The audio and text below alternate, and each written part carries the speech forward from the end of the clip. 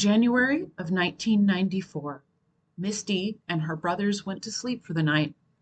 Early in the morning, her brother woke to the sounds of a burglar, and after staying quiet and silent so he wouldn't be detected, the brother fell back to sleep. When he got out of bed later in the morning, Misty was gone. Welcome to Investigating the Northwest. This channel is dedicated to exploring the mysteries, locations, urban legends, and history of the Pacific Northwest. Misty's case has been unsolved since 1994. Can you help find her killer? Mistie Micheletti was born on August 17, 1982. Her mother was Shelley Mae Pritchard. Shelley was a single mother of 3 children who worked the night shift at a local care facility. Misty was a bright and positive young girl. Her grandmother, Yvonne Sluter, spoke about Misty, quote, "That little thing loved fairy tales, anything that was sweet and kind. She always just wanted to be a princess and be happy," end quote. Yvonne said Misty loved Barbies and was quiet and naive, and Misty felt that the whole world loved her. Here's a picture of Misty at 4 years old painting at a local school event. This was a girl that seemed to be hopeful and curious, even after the difficult, short life she lived. Life was challenging as the child of a single parent who was working the shift that she could to provide for her family. There wasn't money for childcare or even for a phone in the home. In 1990, when Misty was 8 years old, her father, Don Micheletti, killed himself. The situation of his death actually directed some of the early investigation, so we will talk about that later. Even though Misty had not been close to her father, he didn't live close and didn't have much contact, it's still tragic to lose a parent at such a young age. Also, at 8 years old, Misty's stepfather was convicted of sexually abusing her and was sent to prison. Misty even had to testify against him in court. Oh, that breaks my heart. I'm so glad she was brave enough to do that, but I'm so sad she had to experience the abuse and to talk about it in court in front of him.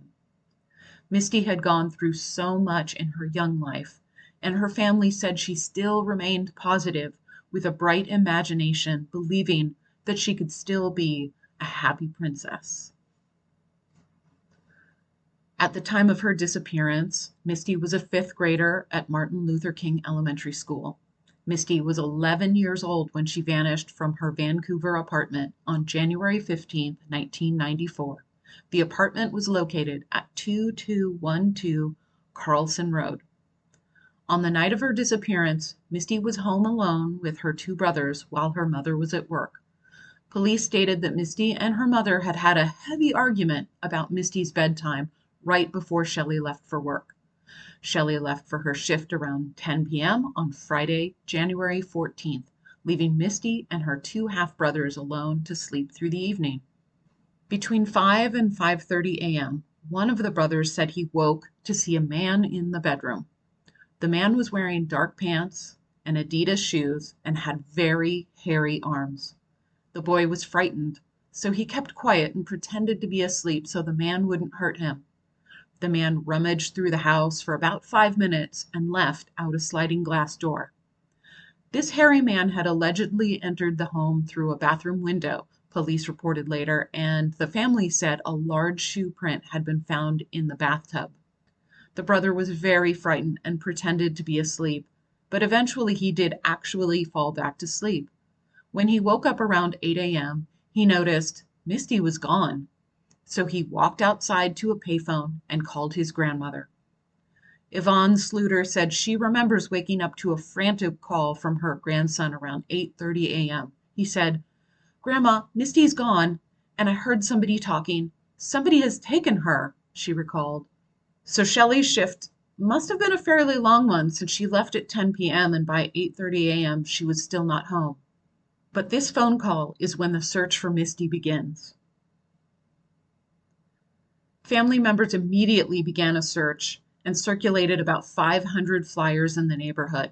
Police searched the area north to Battleground, east to Camas. and south to Portland.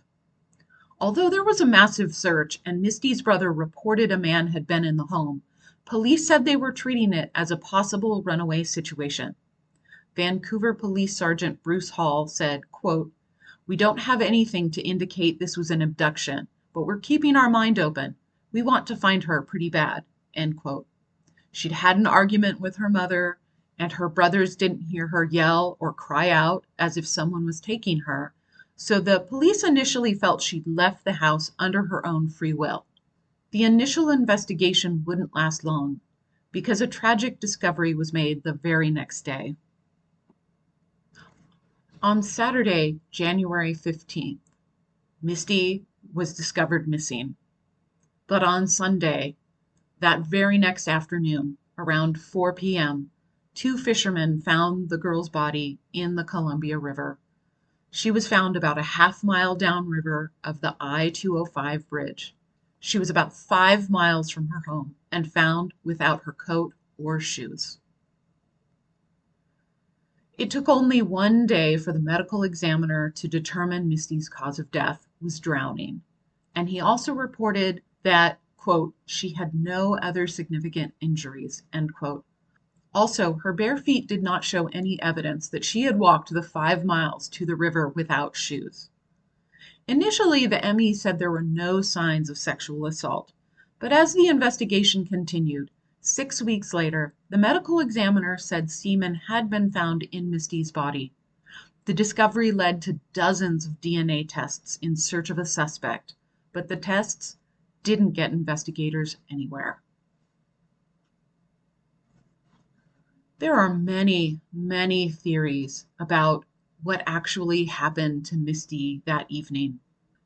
There were several theories the police looked into while investigating the case, and I'll try to list them in the order that I think, based on the news articles, that the police considered these possibilities. The very first theory they looked at was that she left home of her own free will and stumbled across her killer. However, Misty didn't take her shoes or a coat.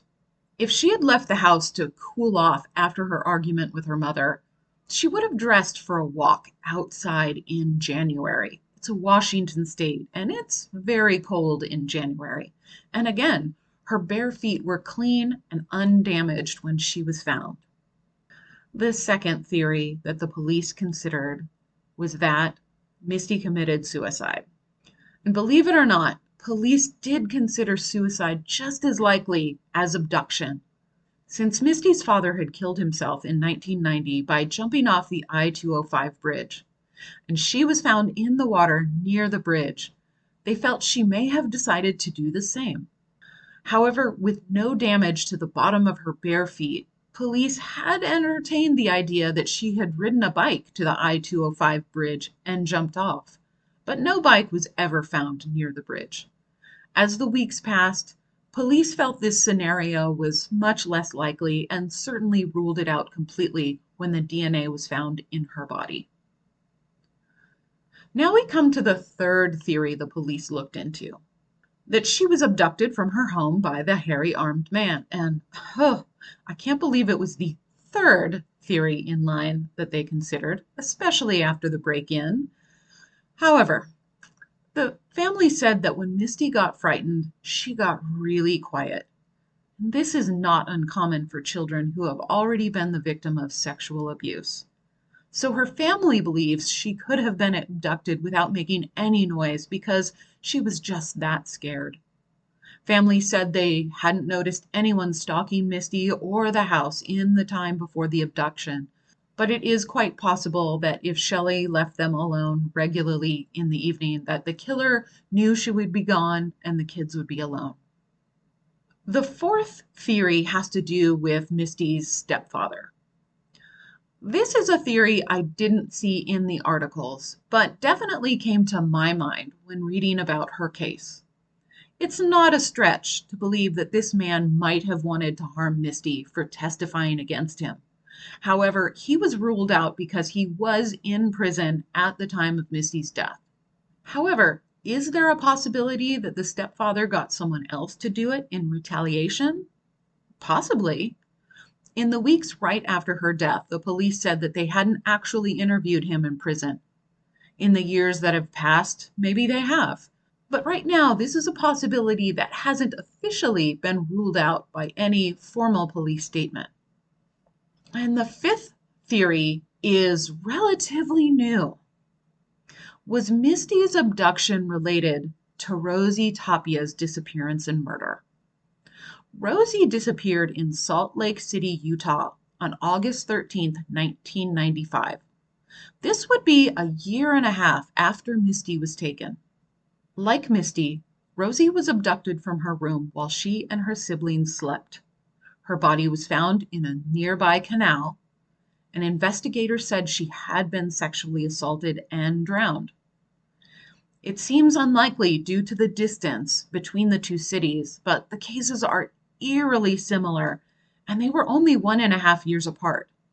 It is an interesting coincidence that, per Misty's obituary, many of Misty's surviving grandparents lived in Salt Lake City, Utah. Could there have been somebody in Salt Lake City who knew both Misty's family and Rosie's? And finally, there is DNA evidence in both Misty and Rosie's cases. So I think a comparison of those two samples could easily confirm or debunk if Rosie and Misty's killer was the same person. Per Misty's grandmother, quote, "It destroyed her mother. She just more or less went into a shell," Sluter said. "My grandsons, John and Josh, have nearly gone crazy and now they are just shut away." End quote. Misty's mother, Shelley, reportedly withdrew and spent her time rocking in a rocking chair, quiet and detached from the world around her. In the few pictures I have found of her, Shelley is either sitting in the background or covering her face in grief. Sadly, news coverage of Misty's case ends on February 28, 1994. Only 6 weeks after her murder, the press coverage ceases. There was one mention of Misty again in 1999, when the police compared the DNA in Misty's case to the Longview serial killer Joseph Condro. He was ruled out in Misty's case. However, Misty's case got some fresh visibility when the connection between her and Rosie Tapia was discovered. But today there is no Facebook page for Misty, no GoFundMe, no podcasts, and no other YouTube videos that I have found. I found this case by searching the list of unsolved homicides for Vancouver, Washington. I'm hoping by making this video, I'll be raising visibility about Misty's case in this current age of new DNA technology. One of the newest advances with DNA comes from Parabon Nanolabs. They've been taking suspect DNA and can generate several possible portraits of the suspect based on the DNA markers. It's really amazing to see those who have been caught after their Parabon picture has been generated and seeing how closely they match. It's truly amazing technology. Also, I feel that current genealogical database searches may help in Misty's case as well. Of course, those aren't a slam dunk either. There may not be any relatives in the databases, but these searches have been helping to solve long-standing cold cases in recent years. I really do hope that law enforcement takes some time to perform these genealogical searches if they haven't already, and maybe to take Misty's evidence to Parabon Nanolabs. I'm adding this section because I do believe we can learn a lot from listening to true crime stories. Many people listen to true crime to immerse themselves in real-life mysteries, others to learn the signs of dangers. We can learn how to protect ourselves and our families by listening to true crime. It's not about blame or pointing out what somebody may have done wrong or could have done differently. Hindsight is always 20/20. But this section is to learn from a tragedy in hopes that it prevents another one. Lesson number 1, have an adult present at nighttime. If someone tries or succeeds in breaking in, There's a responsible adult to protect the children and call police. I know that Shelley, as a single mother, was just doing what she could to keep her family afloat. So there's no blame, but it is what we can learn. Always have an adult present at nighttime, or take your children to someone else's home while you work a night shift. Lesson number 2, always check that the windows and doors are closed and locked in every room. Don't give anyone easy access to your home. Lesson number 3, security systems and doorbell cameras are priceless. These were not very common in 1994, and especially for apartments. So it's not surprising that Shelley's family didn't have this. And of course, not everyone can afford these, but if you can, I highly recommend them. Each time you listen to a true crime story, ask yourself, what can I learn from this? What can I do better? What can I recognize as a red flag in the future? Of course, if you know anything, please say something. Allow Misty's family to have some answers. Misty's case number is V94661. Any tips or information can be provided to Corporal Neil Martin at 360-487-7423 or the email address listed on the screen. Thank you so much for taking the time to listen to Misty's case. Her case is nearly 30 years old, but I believe it can still be solved. Technology has improved dramatically, and there is still hope. If you're interested in learning about the mysteries of the Pacific Northwest, of exploring fascinating locations and discovering local legends, please do subscribe to this channel and hit the notification bell to receive an email when a new video is released. Thank you.